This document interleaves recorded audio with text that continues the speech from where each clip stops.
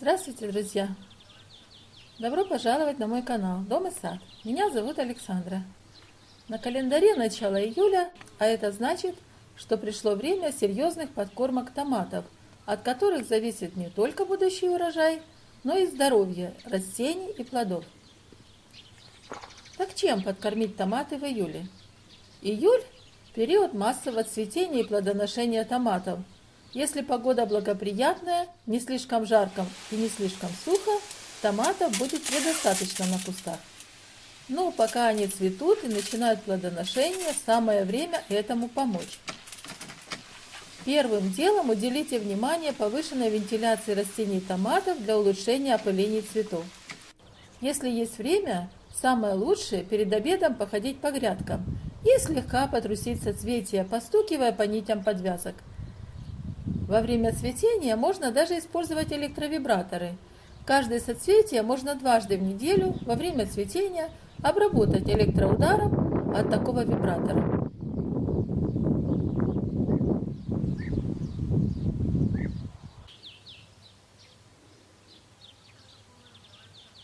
Следующий важный момент – системное удаление пасынков и больных листьев.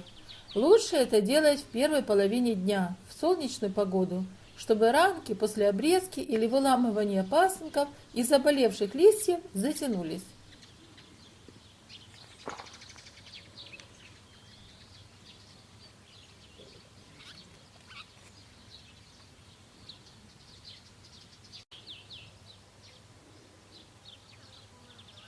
Теперь поговорим о том, чем подкормить томаты в июле. Главное здесь подкормка помидорчиков для налива плодов. Тут нам потребуется либо органика, лучше всего подойдет коровяк. На одну часть коровяка нужно 10 частей воды. Подкармливать нужно под корень из расчета 1 литр водного раствора органики на каждое растение. В коровяке много азота, от которого и наливаются плоды. А вот фосфор, который будет транспортировать тот же азот, и калий, который будет его удерживать внутри плодов растения, нужно добавить в виде золы.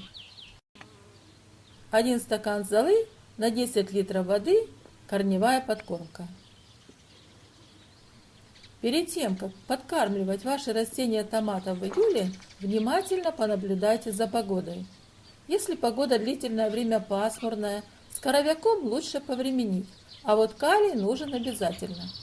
А вот если погода стоит солнечная, самое время вносить азотные подкормки в виде органического водного раствора коровяка или куриного помета. Но с ним не переусердствуйте, лучше положите меньше, это будет лучше. У кого с органикой проблемы, на помощь придут минеральные комплексные удобрения. Для того, чтобы образовалась зависть на втором-четвертом соцветии, самое время внести вот такую корневую подкормку. 15-20 грамм аммиачной селитры, 30-50 грамм суперфосфата, 20-30 грамм сульфата калия. Растворить в 10 литрах теплой воды и подкормить растения под корень из расчета 1 литр водного раствора удобрения для каждого куста томата. Первая цифра, меньшая, используется для грунтов легких. Вторая цифра, большая, для глинистых, тяжелых грунтов. Если под рукой нужных удобрений не оказалось, можно заменить их любым комплексным удобрением с формулой НПК 20-20-20. Возьмите 20 грамм такого удобрения на 10 литров воды и в водный раствор добавьте еще 20 грамм суперфосфата.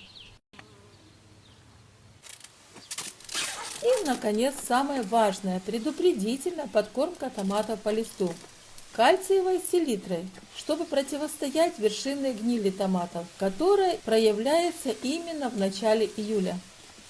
Кальциевая селитра – очень важное минеральное удобрение в период июльских подкормок.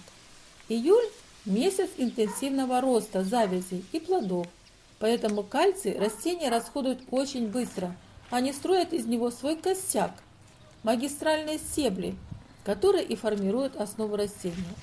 Если кальция в этот момент будет маловато, растение заберет его из плодов и появятся проплешины сухой гнили на верхушках плодов томатов.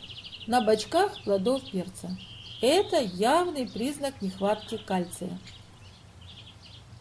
Значит, срочно нужна кальциевая подкормка и обязательно по листу. Почему по листу?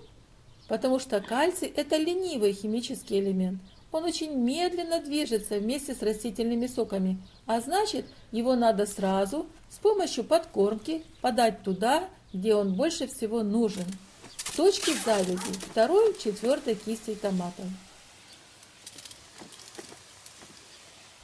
Вот схема внекорневой подкормки кальциевой селитрой по листу. 10 грамм кальциевой селитры растворить в 10 литрах воды и подкормить томаты по листу ранним утром или вечером, через день-два после комплексной подкормки для налива плодов. Чем заменить кальциевую селитру, если в вашем арсенале ее не оказалось? Это может быть доломитовая мука, хелат кальция или даже обыкновенный мел.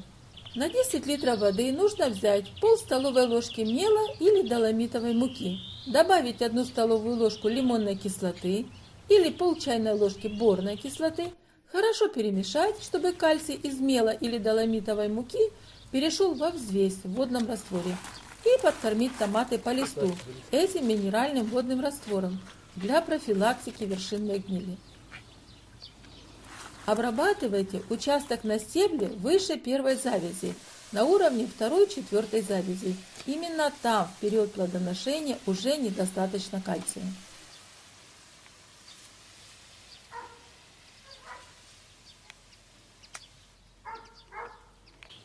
Хелат кальция или хелатин кальция – это тоже вполне удачный выбор, если нужна кальциевая подкормка томатов в июле. 50 мл препарата обычно растворяют в 10 литрах воды и опрыскивают растения по листу в период плодоношения каждые 7-10 дней. Хелат кальция повышает иммунитет растения, повышает устойчивость к перепадам температур, стимулирует рост стеблей. Листовые подкормки кальций содержащими удобрениями в период плодоношения нужно делать хотя бы 2 раза с перерывом в 7-10 дней, чтобы куст томата развивался и рос равномерно, не ощущая недостаток кальция и не травмируя плоды. В конце я хотела бы еще раз вам напомнить, корневые подкормки лучше делать сразу после обильного полива, а вот подкормки по листу рано утром или вечером. Так питательные элементы лучше усваиваются и приносят больше пользы растению. Надеюсь, видео о важных подкормках томатов в июле будет для вас полезно. Не забудьте поставить лайк и подписаться на мой канал. Спасибо за просмотр. Скоро увидимся!